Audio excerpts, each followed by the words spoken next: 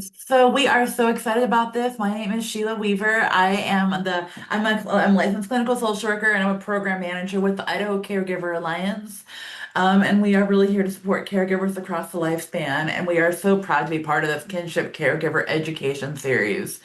Um, there's a lot of folks in our team that are just really passionate about kinship. And this week we actually spent 2 full days talking about the very beginnings, and I will share more of this with you as time goes on.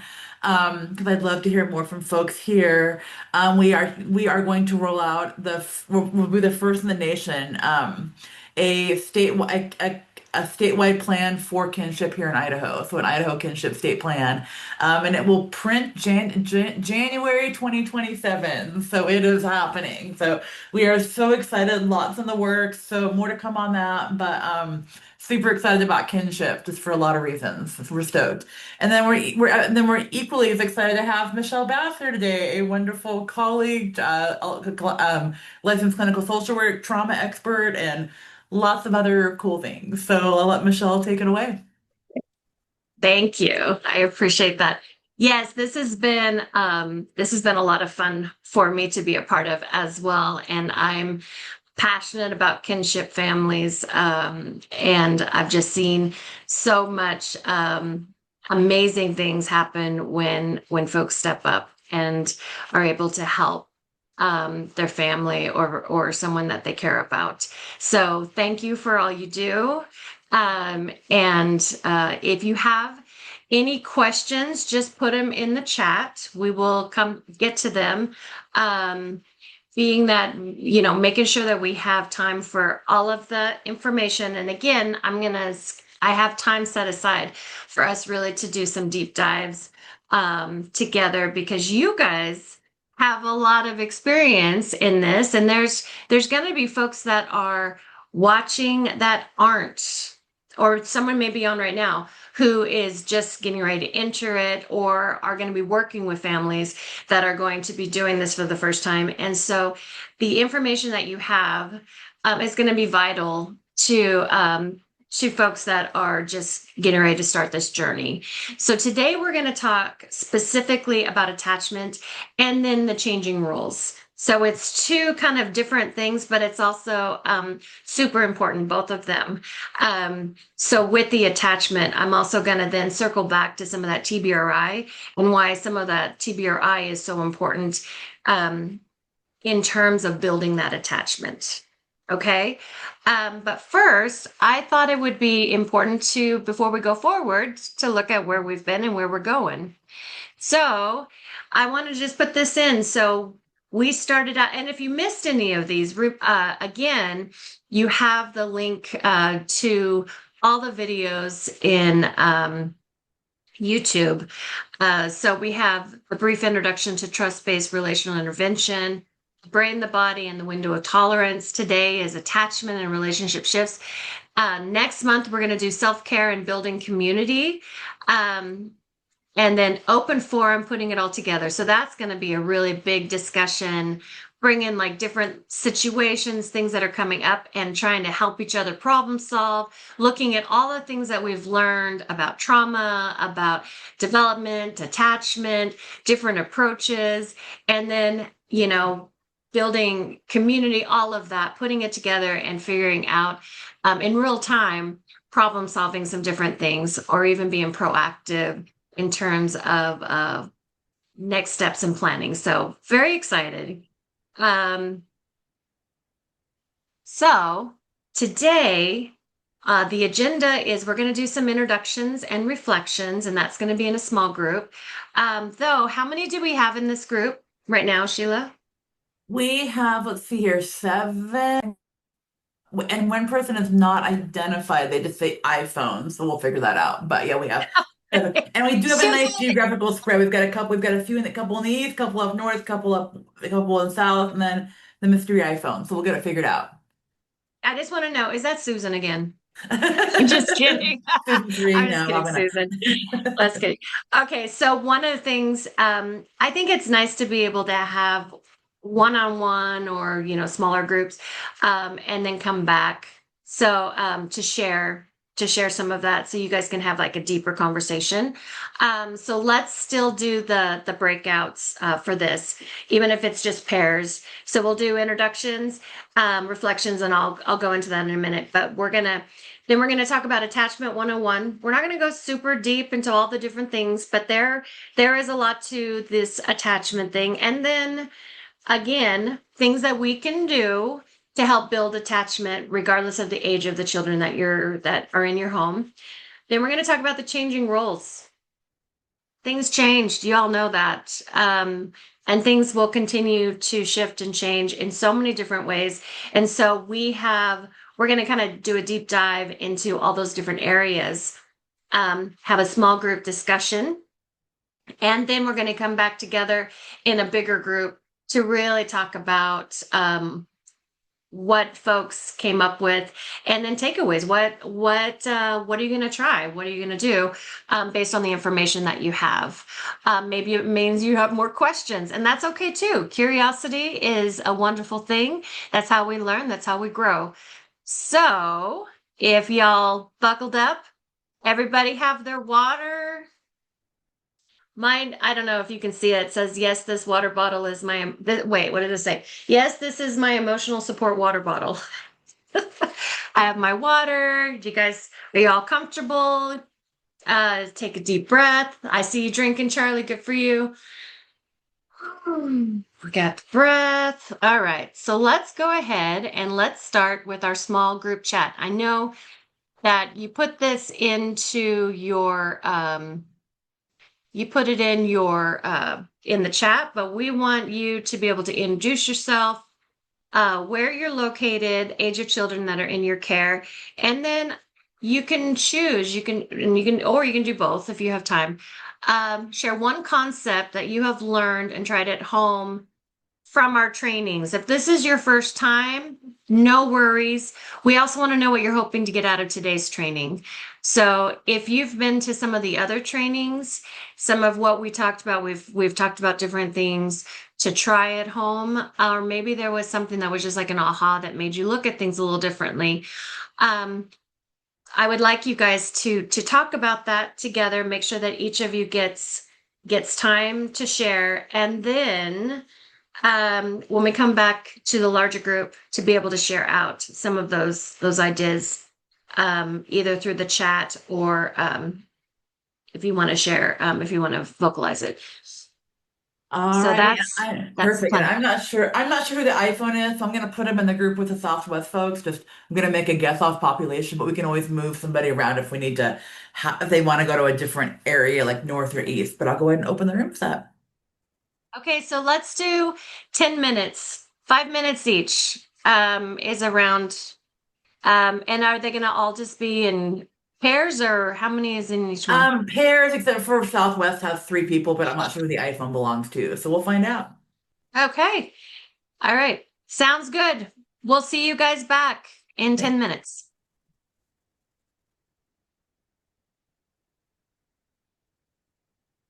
You want to stop the Yeah, I recording? do. Yeah, I Okay. do. Thank you. I'm trying to. Sorry, the breakout room is always like moved everything around. Having the breakout room things always like moved everything around. So, okay. Mhm. I love seeing all the smiling faces coming back, though. So share with Sheila and I, because we are not flies in the room, like on the wall, being able to hear what's happening. So what what did you guys talk about? Did you guys come up with like one concept you've learned and tried at home, and or what are you hoping to get out of today's training? Do tell, do tell.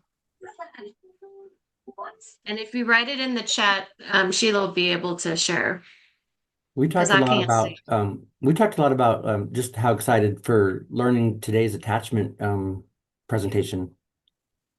Nice. Okay. This is a good one. I'm hearing Carrie saying we are strong, which is so true. One of the reasons I love kind of being in the kinship world is I just see like really strong, cool folks um, showing up in our community. So yeah, super cool. Absolutely.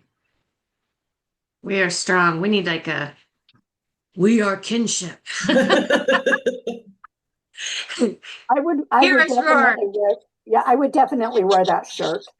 Um, the one thing that kind of the overall theme in our little group was honestly and truly, we want to learn how attachment works, what is good and what is bad as a process, because we want to move forwards and maybe repair some of those attachment that aren't as strong because we didn't know or we didn't utilize the skills that we knew. And so we're looking to say, okay, show me a roadmap. Okay.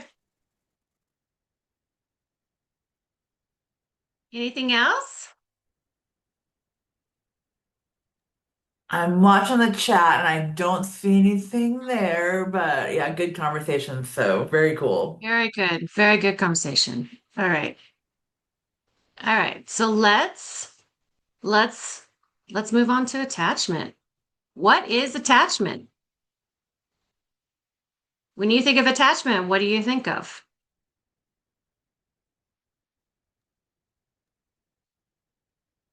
The way that So, you interact with somebody else, the ability to really feel and be connected. so attachment theory developed by British psychologist John Bowlby states that humans are biologically I can't talk. Predisposed. I I can't say that word. To form close emotional bonds. So we are biologically created this way. We are created for connection and to form close emotional bonds with caregivers to ensure survival and emotional security. Now, does that make sense to you? What happens if a baby doesn't bond with their caregiver? Why would their survival depend on it?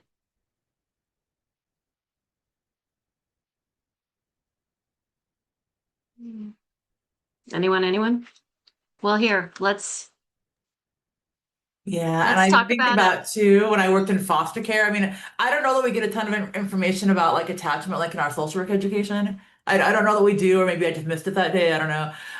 But I remember, but I remember seeing when I was working in child welfare, like the first time someone picked a baby up, like a person picked a baby up, like a parent picked a baby up, and the baby was like looking away from the parent, and it just like really stuck out to me, like, oh, Mhm. that's what it looks like. Yeah, we have Angela saying the baby would become sick and potentially have like a failure to thrive issue, which Yeah, is totally true, Angela. So thanks for bringing that in.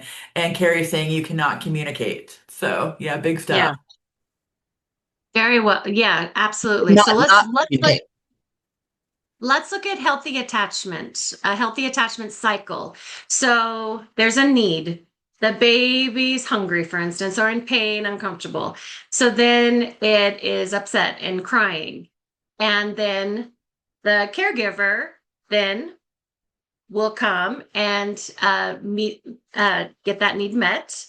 And then it builds trust. So I'm okay, adults are okay, trust develops. And it's a cycle that continues and continues and continues. I mean, think about when you had a baby at home. How many times did you feed them? How many times did you change their diaper? How many times did you rock them? It is building those attachment and circuits in the brain and letting them know I'm safe. My caregivers are keeping me safe, and so then there is that attachment that is built through trust. Um, so Dr. Daniel Siegel, co-author of Parenting from the Inside Out, often refers to the 4 S's of attachment, in which a child feels safe, soothed, seen, and secure. I mean, how many of us need this now? To feel safe, soothed, seen, and secure. And so this is what creates secure attachment. Children with a secure attachment can see their caretaker as a secure base from which to venture out and explore the world. And we see that with, like toddlers 2-year-olds around there where they like will go venture out, but then they'll look to make sure that their caregiver is still there, and then they'll come back maybe, and then they'll go back out again. And that's how they start to build and grow as individuals. But it really comes from that attachment. Any questions about healthy attachment as we move on to different attachment styles?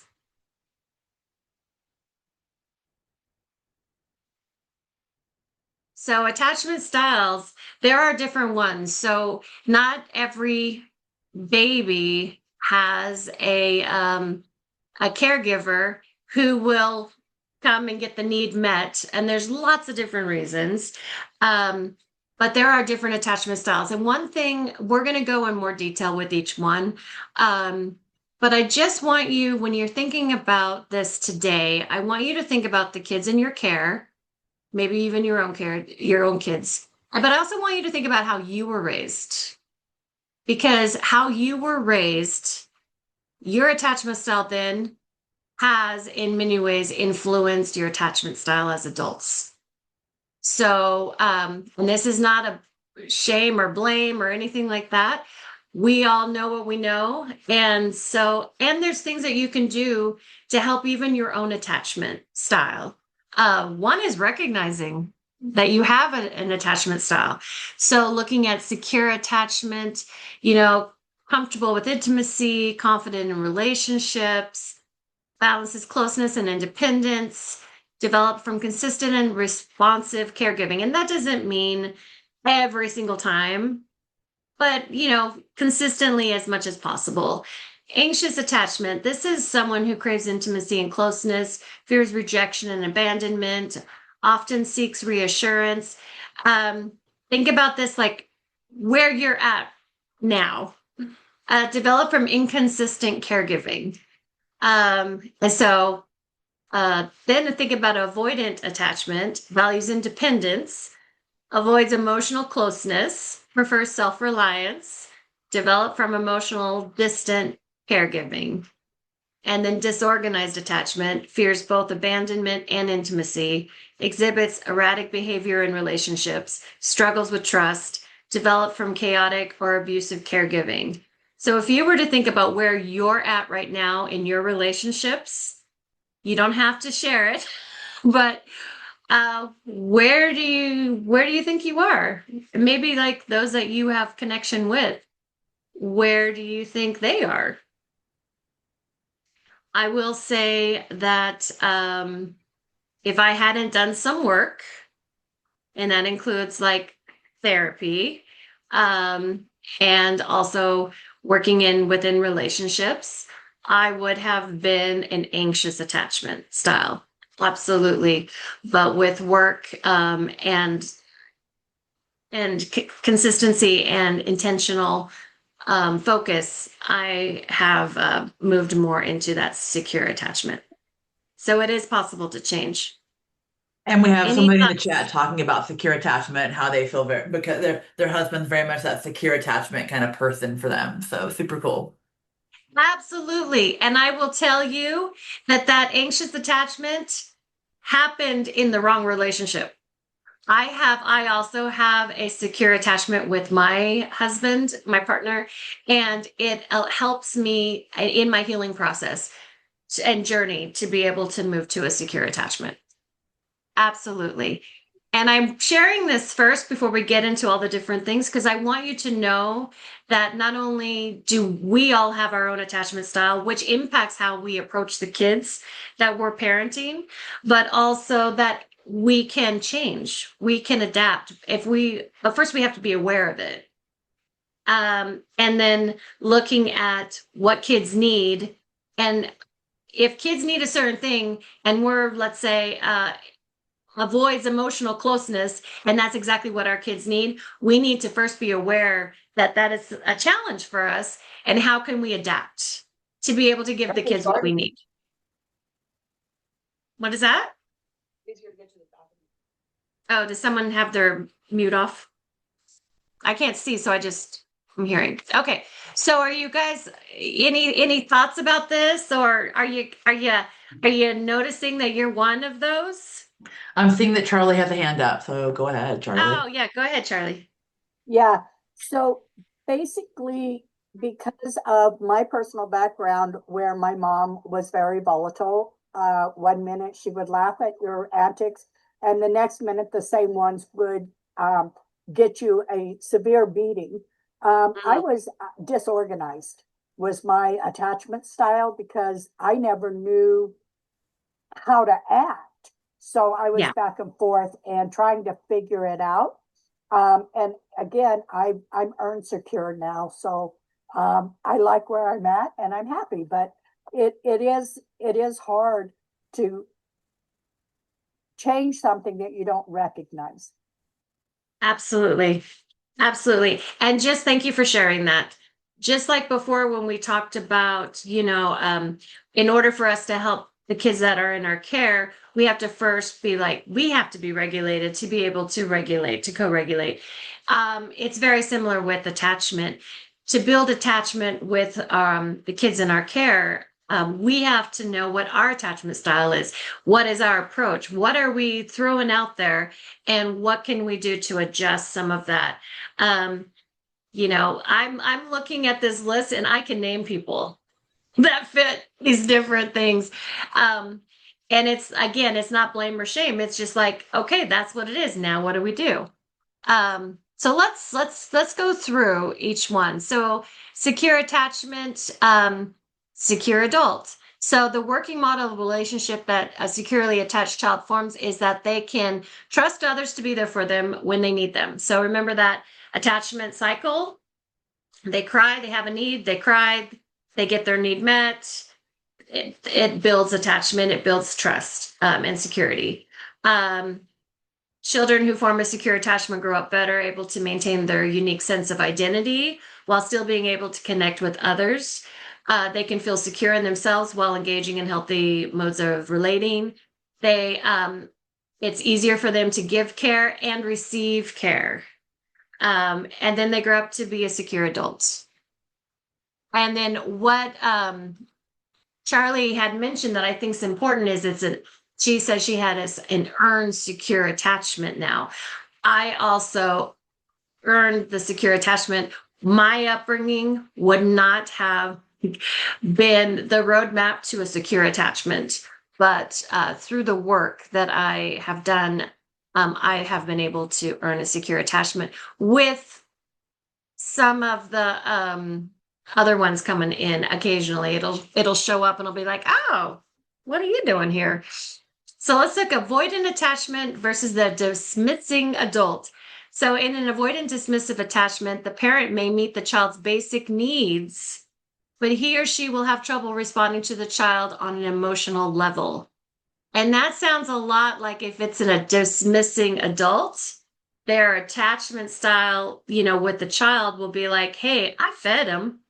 I gave him food. I gave him a place to stay, but I don't want like too much of that like emotional, touchy feely stuff.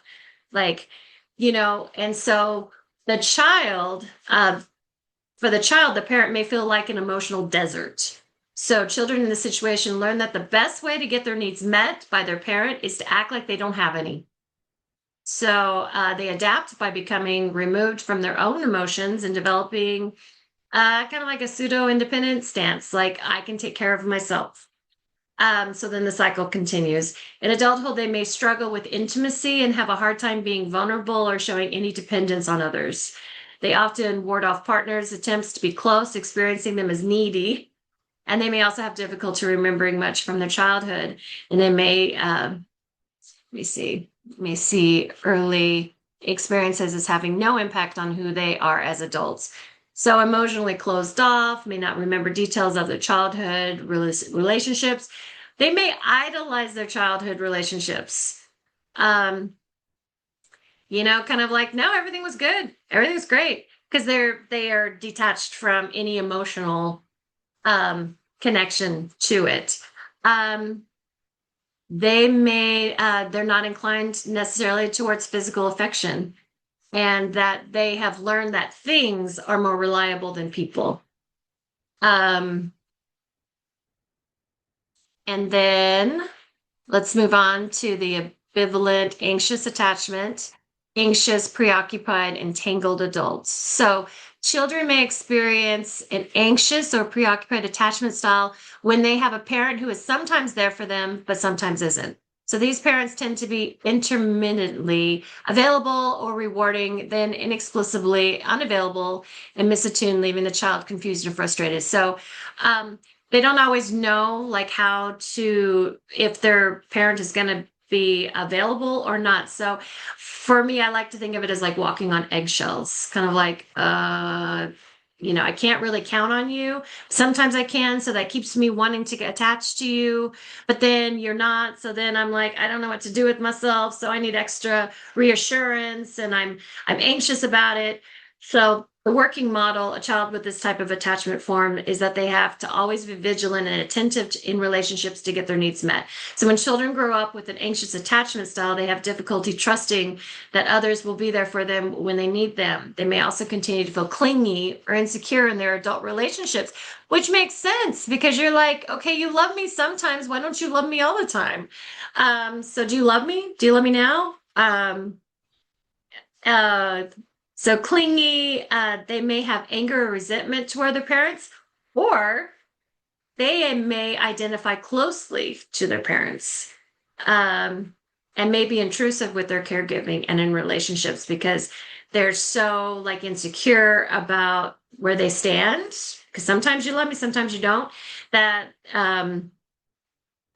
they kind of like hover over, and that's why we have entangled adult there. And then this is the one that Charlie was talking about, disorganized attachment, disorganized adult. So a child can develop a disorganized attachment when they have not received coherent caregiving or have been mistreated, neglected, or traumatized by their caregiver. This results in a child being fearful and avoidant as they don't know what to expect. Their behavior is disorganized and confused. They may respond with aggression or emotional distress, and they can't self-soothe. So the disorganized attachment style is not straightforward because it is an attachment pattern derived from trauma, fear, mistrust, and often abuse. So the child is never able to feel safe despite seeking proximity. The disorganized child may be thinking, can I trust you? Shall I come to you? Or shall I run away from you? I'm confused by you. So as we talked about earlier, attachment is part of the DNA of every baby, every child, of wanting to be close to their caregiver because their survival depends on it. So what happens then here where that parent who's supposed to give you care and comfort sometimes can be the one hurting you, can be the one who is loving you one minute or kind of loving you, then not, and causing the pain, can be really can be very confusing, and doesn't feel safe. So they never really truly feel safe, and so they learn to not trust, which is a main concept of like the first part of like child development is learning to trust. So based on what we just talked about, I want to share one more thing and then we're going to talk about this. So TBRI, this is a video that will go into all of that. I wanted to go through it with you so that you could have an idea in your head as he goes through. So let's listen to what he has to say. Young children use their attachment figure as a secure base for exploring and coming to understand the world. When they feel safe, they will venture out and explore the physical world and explore the social world. That sense of felt safety is a crucial aspect to feel good about moving out into the world. So building attachment is a matter of building connection, and that programming makes us resilient, sensitive to other people's needs, sensitive to our own needs, and a healthy, well-functioning human being. In secure individuals, we see that rich set of connections. When we talk about attachment, we're talking about the dance between a parent and a child. How well we're able to dance together will determine how well they're able to dance with other people later in life. We also know that my ability to dance with my child is determined by my past to a large extent. But we know that infants who become securely attached have parents sensitive to their needs. But here's the key thing.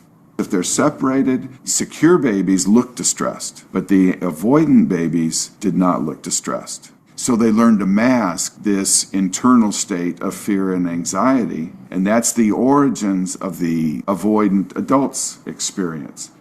A person may do fine in situations that don't demand interpersonal connection, but when they demand that interpersonal connection, they begin to flounder. An ambivalent baby looks like a secure baby. They can be hard to distinguish. Both babies are distressed when the attachment figure leaves. The difference is what happens once they actually reunite. An anxious ambivalent baby, they want to be reunited, but once they're picked up, they may push away a little bit, or they may be stiff, or they may kick their feet.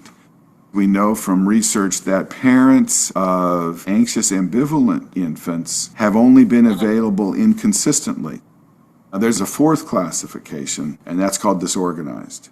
A disorganized baby has no clear pattern to the way they respond. The person who should be providing them security is a source of pain and hurt, and that shows up in their behavior. When attachment is derailed, we have kids who look angry, can't regulate their emotions. In TBRI, we talk about principles. Well, the connecting principles are designed to promote the kind of relationship that leads to secure attachment. And the engagement principles especially make a difference for children who come from hard places. So it's structure and nurture. But the good news is there's the hope that comes from knowing that this can be done. And the path is awareness. The path is mindfulness. All right.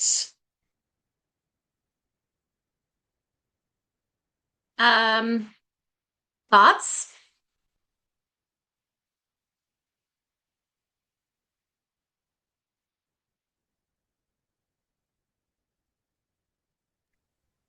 So, While folks are getting, yeah, while folks are kind of thinking on it, yeah, it's a lot to unwind, kind of think through like what that all means to families. And I don't know, it's kind of what I was thinking about is just how much it really is to kind of like to think about. So for sure. yeah, and if you think about how attachment as a child impacts how you attach as an adult, and then those adults are having children, and you think like generationally, like I start to think like that, like, I wonder how long this pattern has been general. I cannot talk today. Oh my goodness. Every generation, continuing some of those patterns. So what he was talking about specifically around TBRI, trust-based relational intervention, is that there are ways to build that attachment. And so some of it, if you think about, again, that initial secure attachment style cycle of the child has a need, they express it, you take care of that need, the need is met, they build trust. And just like it's a pattern and it's continuously happening, it's the same that you can do now. So when you're looking at, we had talked about the three principles of TBRI. So connecting, empowering, and correcting. So connecting is establishing the trust and nurture to nurture a secure attachment. And this is the foundational for healthy growth. So being consistent and predictable. That's one thing that we heard, with how attachment is formed and grows, is just being consistent and predictable. The more that you can create that felt safety, they may be physically safe, but if they don't feel safe, then they're still going to be on high alert. Their body is not going to be calm. So really being consistent, predictable. We had talked about like transitions of, even with you guys when you were in your groups, giving you a 2-minute warning. So you knew, hey, next we're going to do this. Just like in the beginning, I shared the agenda. This is what we're going to do, just to create some consistency and predictability so you know what to expect to help you stay regulated and calm. It's the same thing that we can do with our kids. Using warm, respectful, and non-judgmental communication. Again, being able to like watch how our body language is. If you're standing over the kid, that can be very intimidating. So body match, come down to their level if you can. Like me, I'd probably be like, okay, now is someone going to help me up? But being able to be able to match that, creating a safe, stable environment where the child feels valued and seen. And we talked about that. Like we all want to be seen, we all want to be valued, we all want to be heard. So finding ways to say yes, to do that cycle that maybe at different times was missed for whatever reasons, for you to be able to do it now, to build that attachment, to build that trust. Just like we had talked about, I mentioned my husband, he is a secure base for me. And I've been able, along with work that I've been doing, but I've been able, because of that, be able to move into an earned secure attachment. If I hadn't done that, I would still be in, and I know this, I would have been in the anxious attachment style for sure. And then empowering, meeting the child's physical, emotional, and environmental needs. So for those that are more dismissing, like, hey, they got their food, they got their place to stay, I'm providing that. But you also need to be able to provide that emotional needs as well. So being more in tune. And if it's not something that's easy for you, to do more practice. One way that we can do that is by playful engagement.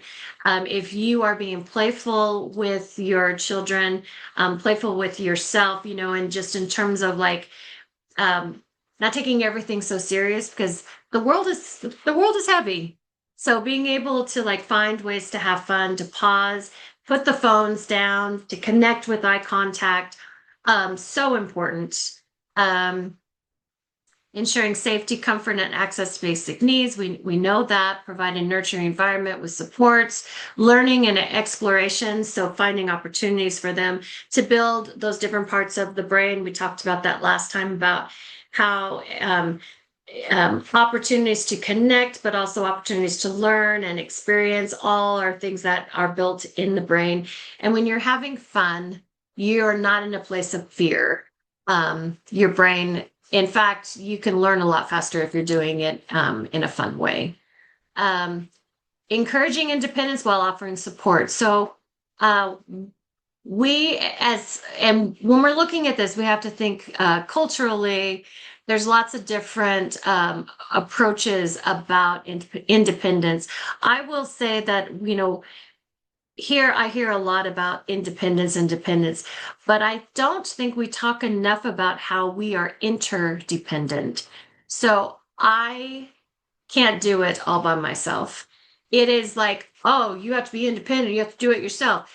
But really, we're interdependent. So like this training, I wouldn't be able to do this training without Sheila. Sheila is doing things and I'm doing things. We're helping each other. Just like when you guys are talking to each other, giving each other feedback, support. It is who we are. So just recognizing that we need each other and people need us. And sometimes we're the ones who are needing care and support. And then sometimes we're the ones who are giving support and care. And I think that's also something that's really important to model and teach our children.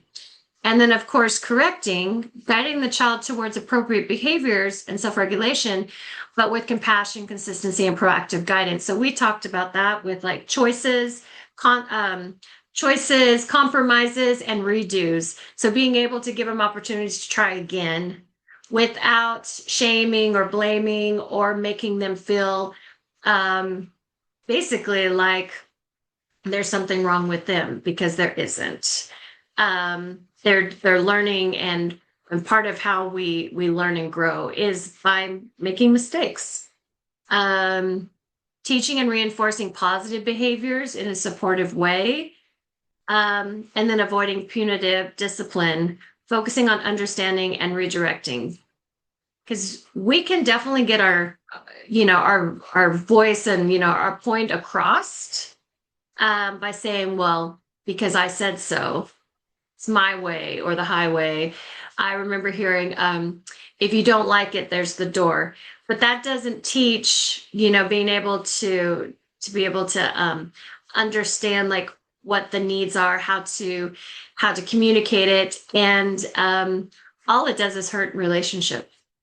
And so looking at ways to be able to teach, because that is the bottom line we're trying to do is teach a different way. Not punish, but to teach.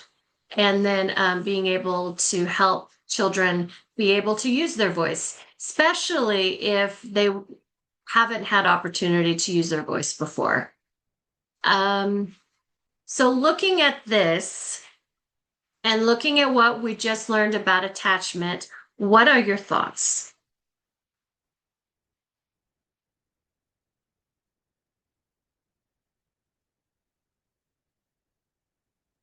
Think about ways that you can do the secure attachment cycle with your kids now, regardless of their age. What is something that you could do? Be present. What's that? Be present. Show up. Be Yeah. present, show up. Yeah. Engage in whatever activity they like.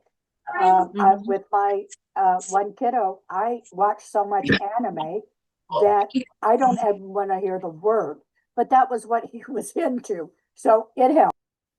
Yeah, absolutely. So find what they're interested in and connect with them that way. Absolutely. And the I think chat's just saying, kind of echoing that thing. Spend time with them for sure. Walk outside, listen. Mm-hmm. I think being aware too, just that being aware, being present, being aware, because and that's hard in this day and age. It's hard to be aware of kind of the current, the surroundings, but trying to be aware. Yeah. So in tune with needs. What are some proactive things that you can do? Think about the TBRI principles.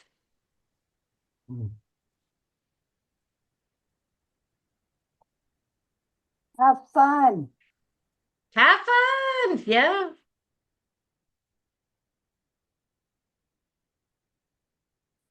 We're going to talk about this next month, but we're going to talk about self and care. And it really comes down to that your job can be difficult. And so how you show up is going to be really important, especially when you're trying to build attachment. Yeah, I agree, and- Michelle. We have somebody else in the chat saying too, if I interrupt you, that as a great grandparent, they're kind of feeling that lost responsibility and guilt. And so again, just it can be really hard to kind of figure out how to do all this. There's a lot of feelings that come along with that. Yeah, absolutely. Absolutely. So we're actually going to be moving into the role changes and things that come up with that, and then looking at how to attach, how, in your role and what you can do. So just, I want you all to know that there's hope. There's always hope. And there are things that you can do to help build that attachment. And it doesn't have to be perfect. If you miss an opportunity, I hope that you would never beat yourself up and say, "Oh, well, I just messed up the secure attachment or the building of attachment and all that." It's in those moments, we could even say, "Hey, I messed up there. I'd like a redo." That would be a perfect opportunity to model, "Hey, I'm not perfect. I'm doing the best I can, but you are important to me. I see you. I care about you. Your relationship with me is so important to me. I'd like to try again." So, being able to model that for your kids. That is how you build safety. That's how you build attachment. That's how you build trust. Um, proactively, like noticing, like even right now, like, do you all have an idea of what your attachment style is?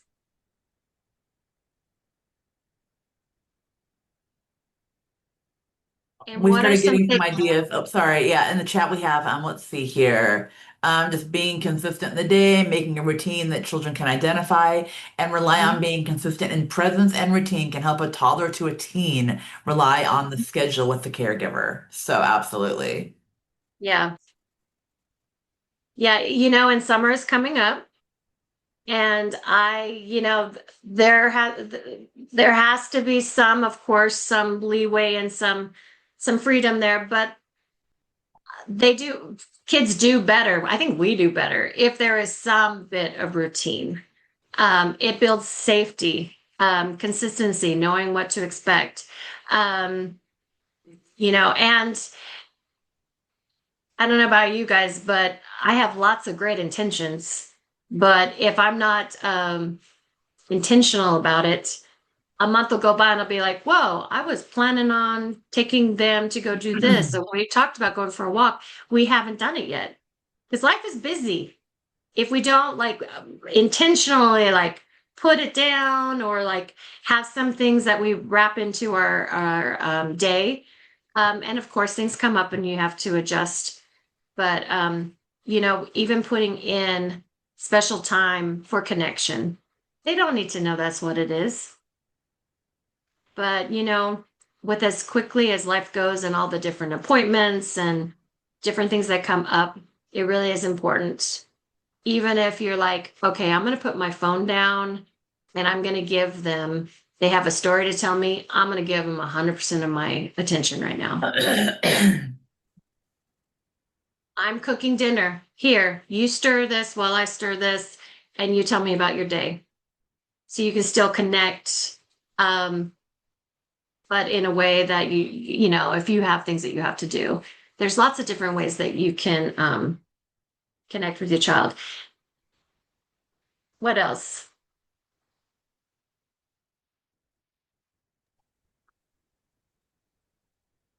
Does this make sense to you in terms of what you need, what your kids need, in terms of building that attachment? I'm seeing some nods and I'm hearing another some feedback from the chat. We used to have child-directed time each week. They could tell me anything they wanted and I would not offer advice, correction, or wisdom. This was the time for them to take charge. I So super, love that. super cool idea. Yeah, super cool way to do it. I love that you had the time, but you also said, like you wouldn't give advice or anything like that. I've had it where I've seen, are you gonna, I have something I want to tell you something. Okay.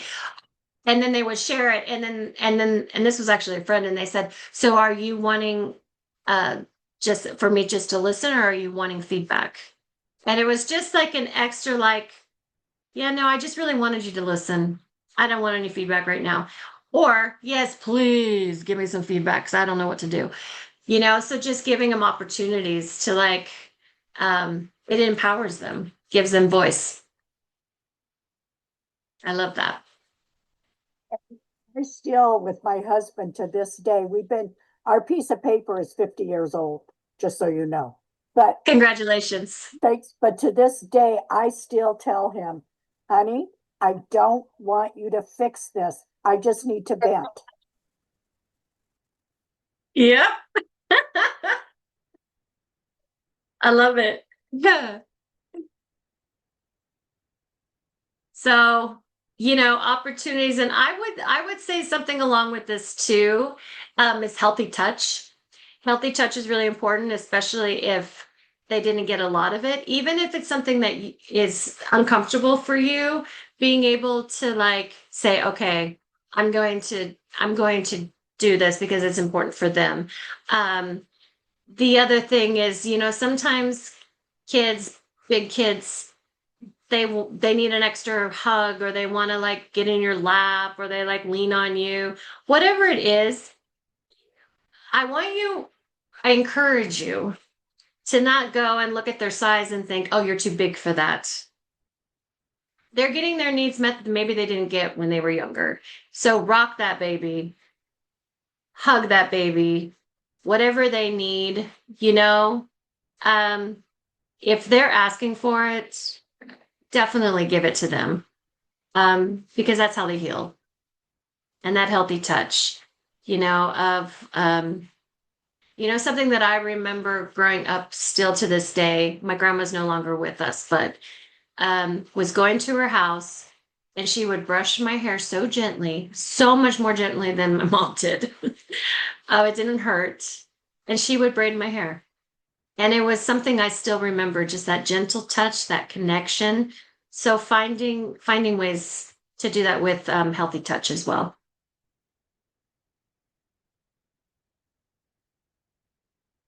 And I would encourage that for the men as well. To find a way to have that healthy touch. It's important. It's important to be able to have that, to give that, to receive that. Um, and we can talk at another time also about like putting in some alternatives because there's some people that they get touched out and their kid is like it's like a constant need to be touched. So there are things, well, I'll just share some of them, like the taking a pillow and having the pillow between you and being able to give them like the, okay, we're gonna give like the sandwich kind of thing, and like being able to give some of the press onto them, which is like the same feeling of a hug, but being able to connect with you, but giving you a barrier where you're able to stay regulated in that moment. There are different things that you can do that can help. And I would just be curious about your attachment style, where that came from, how it's showing up in your relationship, and how it's showing up in your parenting. Especially when we know what the attachment dance is. All right. How you guys feeling about attachment? We can always go back if there's questions at the end. So let's move on to role changes. So in the chat, I'm just curious, what has changed for you since becoming a kinship provider? Or thinking about being a kinship provider? Or maybe if you aren't a kinship provider, but you work with families that provide that, what have you seen change?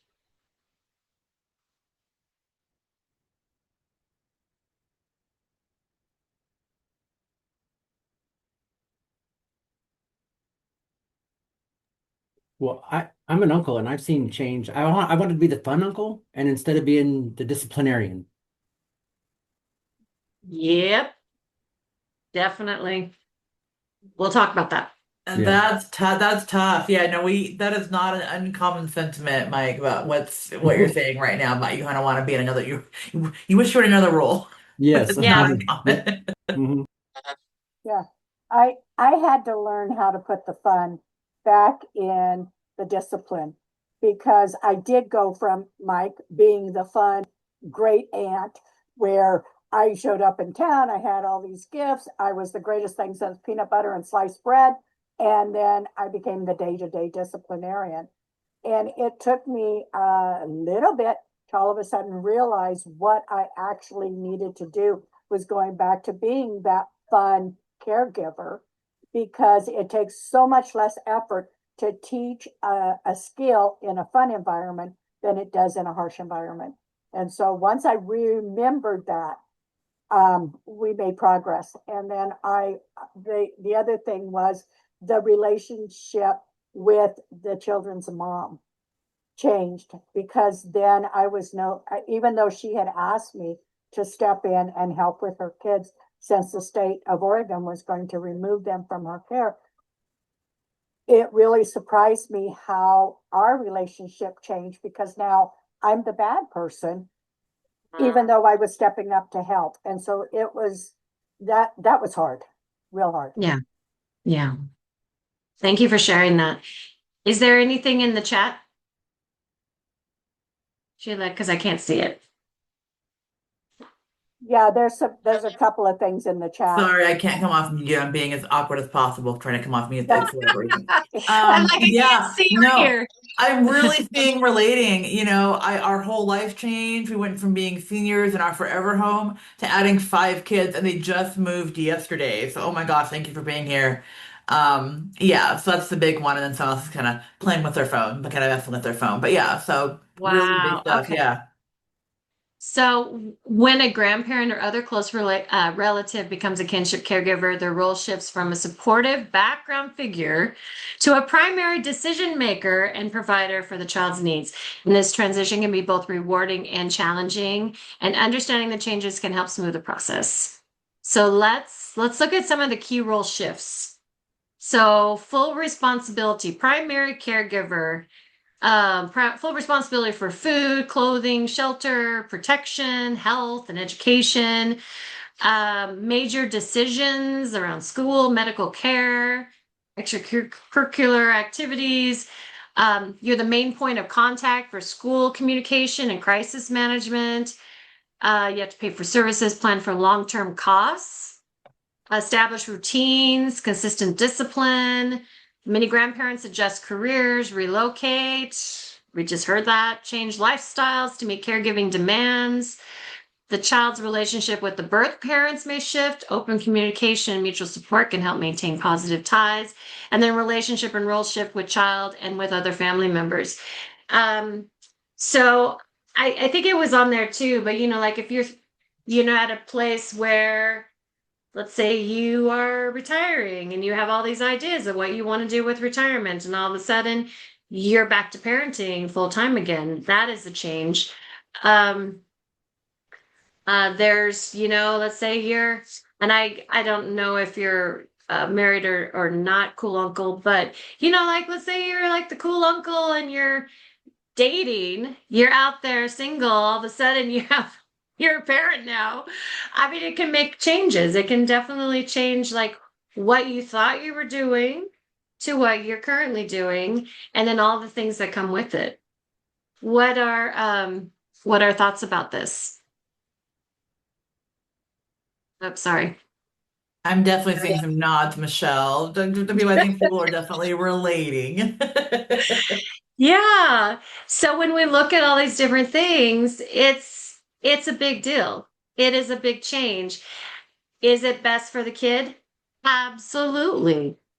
And like they said, what I said before, where there's challenges, but there's also rewards with it too. So what I'd like um, is to take all of these key role shift changes and go into small groups and discuss some of the things that you've noticed. Maybe some of like the top ones that have been maybe the most challenging. And then what are some areas that you found to be rewarding? Um, what changes have been the most challenging, what changes shifts have been the most rewarding, and or what advice would you give to someone preparing to be a kinship caregiver? So those three areas to And be able to talk. we'll put those in the chat as well. And just, Carrie's just come back in, but under a different name of Edwin. So there's not like an interloper. It's just we're getting things worked out. So, so see Edwin in your group. They're not new, just a new name. It's just a So, new name. It's okay. You join however you want to join. So let's go ahead and let's let's talk until 11:30 to give yourself more time, because this is a heavy topic.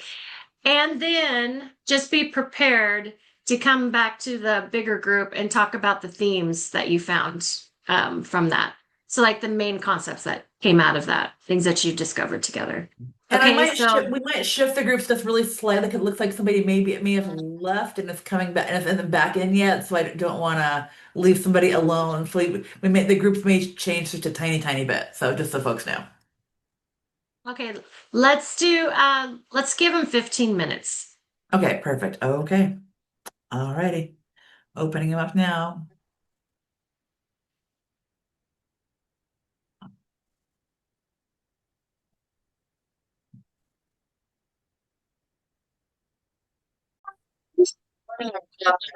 How is everyone? Encouraged. Really? I I love like that. that. Tell us more. Well, just being able to talk to Barry and Jackie and just encouraged about a new role they're going to be taking, and have some admiration and um just some pure, um, watching. I mean, they're not quite in that role, I don't think yet. So, but just watching and just hearing them talk about what's going to be happening in their life is just I'm encouraged. It makes me feel good. Oh, thank Thank you. you. I love it. I love it. I love it. What else? One thing I want to say, and I really made this really hit home for me is um I think Jackie might have mentioned that what they really focused on is in this new role they're going to be taking that they had to decide that it's a choice. Mm, It's happening to them, but and they could leave them in their current situation, that they're kiddos, but that it's their choice and it's an innate in them that they're going to care for their family. But they don't want to have any bitterness feelings, as their roles change. And I like that. I really like that approach that instead of it being thrust upon me or kind of like some of that's how it happens to some of us, that it's a choice and they're making a decision because that's what they're going to do for their family. mhm. Yeah. Two thumbs up to Barry and Jackie. What a cool thing to come out of that. Very cool. Talk to us in a Love it. you can't hear, then we'll So what were some rewarding things that folks shared about being kinship providers?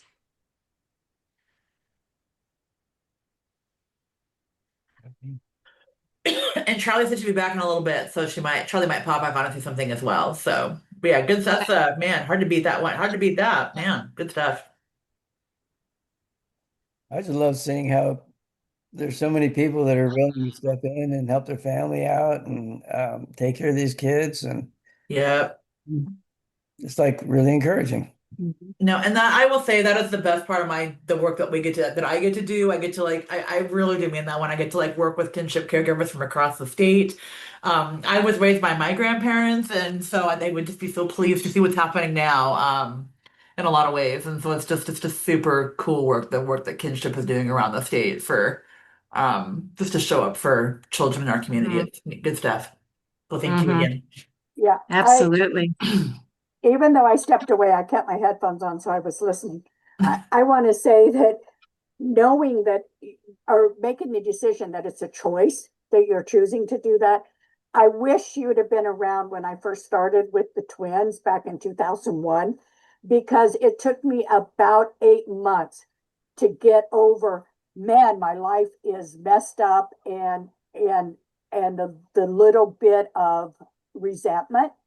I hope I never let it show when I interacted with the kids, but it really did take me about 8 months to come to that decision that I chose this. The kids didn't choose it. Their birth parent didn't. It was something that I said yes to, and then it really made a difference in my attitude. And so, where were you when I needed you in 2001? Taking care of their kids, probably. Very cool. Oh. What else? Who else? Anybody else want to share something that is rewarding?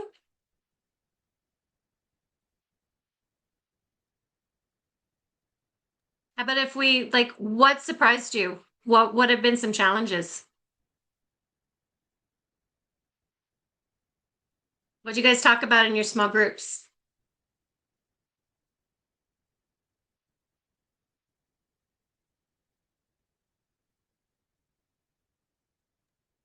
The one thing that we talked about in our group really was how every one of our kiddos are different. Every one of our kiddos need us to come at them with a different approach. Mhm. That there wasn't a good blueprint that we could just follow, because the kids didn't come with a manual. And so it really was, the challenging part was figuring out how to fill their bucket list um, with their love bucket without violating our love buckets. So Mhm. Mhm. How about some of the shifts in your role? What is some challenges that folks have experienced? I know you had mentioned, Charlie, that when you're the change in your relationship with the birth mom, um, here you're helping doing what was asked, and then, but it changes. And I know you used the word that you were suddenly the bad person. Um, and of course, me, I'm like, okay, what is behind that? Insecure, shame, guilt, grief, like so many things that the birth mom is probably experiencing, and probably very thankful for you, whether she's able to express that or not. Yeah. Yeah. Well, and we did finally work it out because I'm the kind of person that can only take the tension so long, and then I need to get to the bottom of it. I believe in ripping the Band-Aid off. So I basically said, this can't happen. I want you in their life. We gave her a title, Mama Sherry, even after the adoption. We made sure that the kids always knew that that was their birth mom, and nothing was ever going to change her role in their life. She was their birth mom. That would always be the Yeah. birth mom. But I was the day-to-day mom. I was the one that had to make the decisions for them. And we needed to get on the same page because it wasn't fair to the kids for her to constantly attack me when I would allow her to visit with them. And once we sat down and had that talk, it went a lot better. And we were able then to keep her actively involved in their life once she got clean and sober, which didn't happen until the twins were almost 15 years old. So waiting around for 12 years for her to get her life together would have been just too much of a baby days for the twins. But I Yeah. never wanted her excluded. I wanted the twins to always know that she wasn't a bad person. She just made bad choices. And there's a big difference. And you're bringing up a really important, like one of the, as a kinship provider, giving the kids that security, that trust, that love within family, within, where they didn't lose everything, and they didn't have to choose between you and mom. Like, it's all good. Mom still loves you. Mom will get it figured out when mom gets it figured out. In the meantime, I'm here, and the adults are gonna talk, and we're gonna figure it out so that you're not having to hold this. And the greatest gift we can give our kinship kiddos is permission to love everybody. Yeah. And that's really the bottom line. If we give them permission to love everybody, we don't put them in a position where they have to choose either or, and they Yeah. don't have that loyalty conflict, and it's so much better for them. Absolutely. Absolutely. And we see that in divorced parents, in divorced families where they feel like they have to choose, and then they feel this what is it? Loyalty bond. Yeah. So I'm wondering what, I'm sure you guys talked about this in your small group. Mike brought up, I'm pretty sure it was Mike, um, about being the cool uncle. And I know, Charlie, you talked a little bit about that, but I'm curious, if you were like the grandparent or the uncle that did the fun stuff, and all of a sudden you're having to do the discipline and the bedtime, and no, you can't eat that at this time, and whatever it is. Um, how do you communicate that with the kids? Because the kids, they may be getting you in their life, but there's got to be some grief and loss about that relationship that they had with you that is changing as well. So, what do you guys think?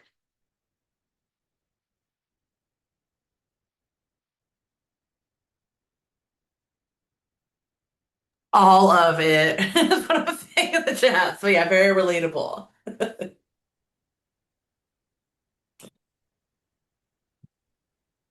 So, what do you think? How would you communicate with kids that of the changing role? Oh, can I? Yes, of course. I think it's a little difficult, especially with people with this bilingual. It's a little challenging because sometimes can explain with the words the things. So we choose for sign language. Yeah. So, for example, my kids, I try to communicate English with my kids, but when I am very angry, I speak Spanish, and they Mm-hmm. understand. Oh, mommy's angry. Oh, mommy's angry. No, but Mm-hmm. I think it's very important to talk or have our own language because Mm-hmm. we know us. We know us. Oh.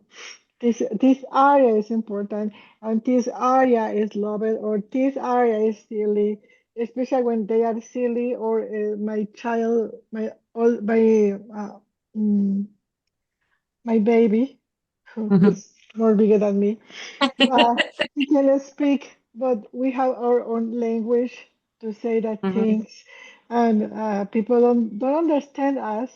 When I say, "Oh, I know you don't yell at me," but he's yelling me with the eyes, no? Mm. And try to understand him. Or when he went through something, he said, oh, they say, oh, okay. And people don't understand, but on the time, I have a good uh, conversation with my kids on my own on our area. Mm-hmm. We have a big attachment because sometimes my husband don't have teeth and all sometimes we have some breaks or Mm-hmm. lockdown with him, and I try to explain if he's trying to tell you this or he don't like to this and you need to understand. I feel a bridge. I am a bridge and everything and some areas, and I said, my husband, please, you need to understand him. And don't use on me or understand him. You need to go directly with him because he want to go directly with you. So Mm-hmm. sometimes put me on the middle of the storm. Yeah, please, no, no. I need time out. I need time out, no? Yeah. But I think it's very important. All the time we're talking, and because sometimes we know that but we don't have the words and we Mm-hmm. don't know how to explain these things. Right. Right. Thank you for sharing. No, and you just picked up on so much about like I think speaking to like those nonverbals and really just watching rather than listening for words all the time and just it sounds like at the end of the day you're just really having to like dial in and pay attention and figure out what's going on with that kid. So yeah, thank you for that. It's just there's so much good stuff there. So yeah, thank you. So, for someone who's new in this role, who's thinking about it, who's maybe made the choice that they're going to provide care, um, what would you say to them? I'd like to, if we can, I'd like to hear from everyone on this week. What would you say for someone that is going to be starting this?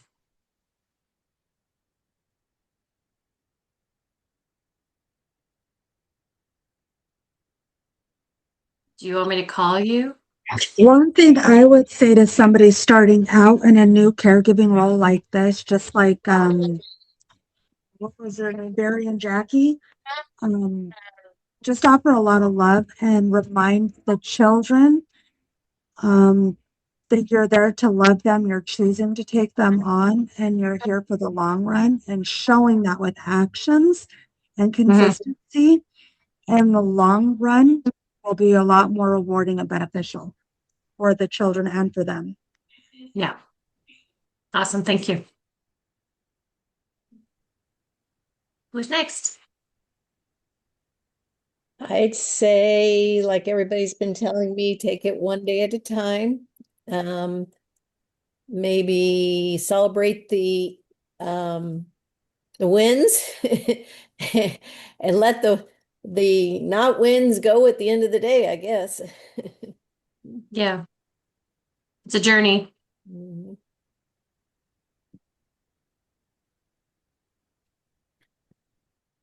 What I told the twins was, our relationship is going to shift.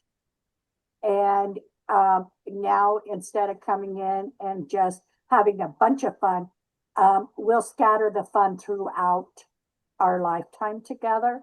Because I also have to look at your future. I have to set boundaries, and I have to make sure that you have the skills that you need to be successful. And so what that's going to look like is different, but it's not going to be bad. Mm-hmm. Nice. You guys are doing the shift together.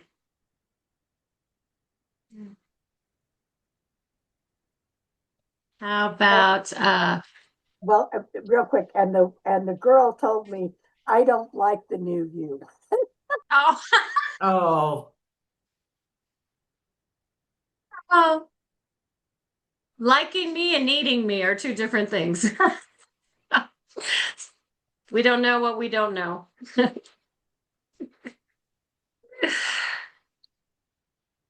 How about Mike? Or what is your name? I don't want to call you iPhone.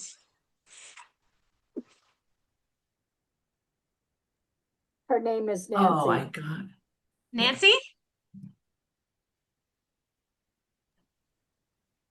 I I don't know what can I say.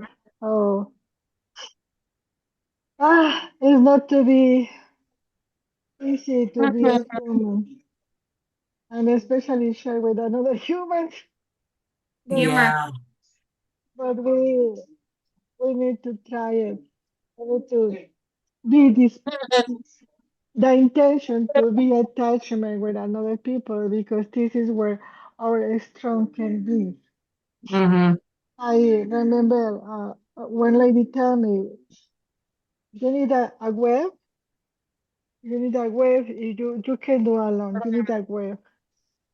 And uh, I'm trying to do that. It's not easy for me, but I am trying to do that, especially with my family because they don't understand me. I don't say, you do this, you do this, you do this. Yeah.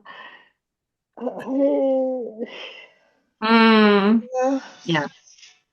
But I am trying to come out of my dark spot. Mm. Gotcha. Gotcha. Mike, did you have something you wanted to add?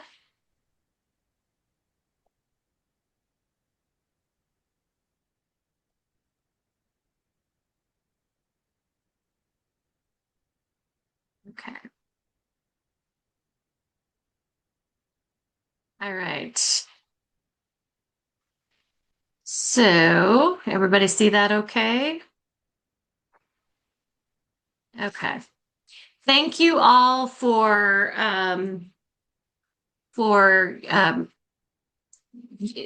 sharing your experiences and hope with this team and for all of the folks that are going to be listening to this video later and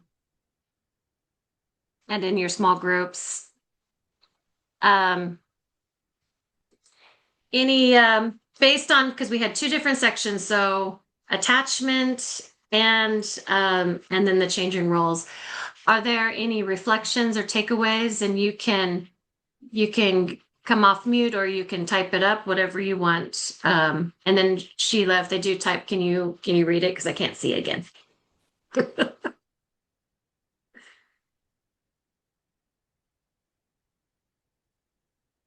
Yes, let me make sure I've got it. No, okay, no, yeah, I'll keep an eye on the chat. So yeah, but no, I'm just hearing a lot of like really cool feedback today. This is awesome. So yeah.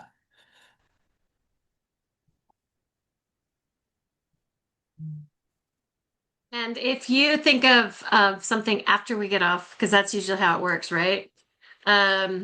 Something we're going to have a survey later for you to fill out for today's session. But we also want to hear if there are certain areas that you want to talk more about.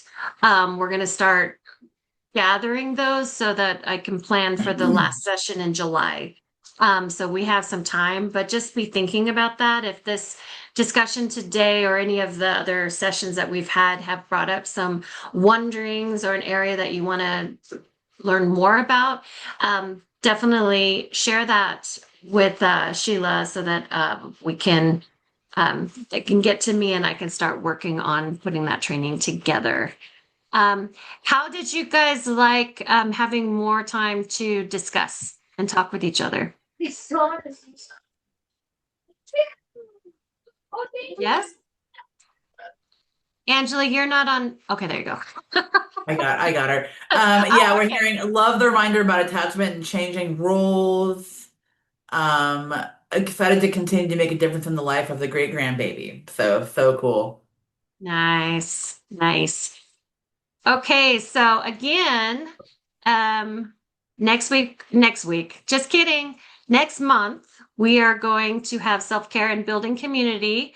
So, we'll have different resources available to share, but also think about what you have been using so far that you've learned about and be prepared to bring that information because there's so many nonprofits and other community resources that we don't know about necessarily. And so it'd be an opportunity to share what you know. And as a group, we can really offer support to each other. And then also, of course, how to take care of self.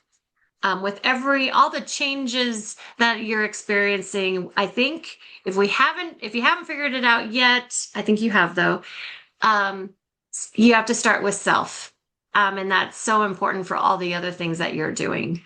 Um, and then if you could take the time to go ahead and click on this QR code and complete the short survey, it really does help for future planning. And Sheila, is there a place on there where they can write down topics they're Yeah, interested it in? happens. Like that's what else would you like to learn about or what you'd like to hear about or something. So yeah, I think it's the very last question. So yeah, absolutely. Okay, so that would be a really great place because then I'll get that information sooner and then be prepared for that. Any last minute, we have 1 minute, any last minute thoughts before we close and see each other next month?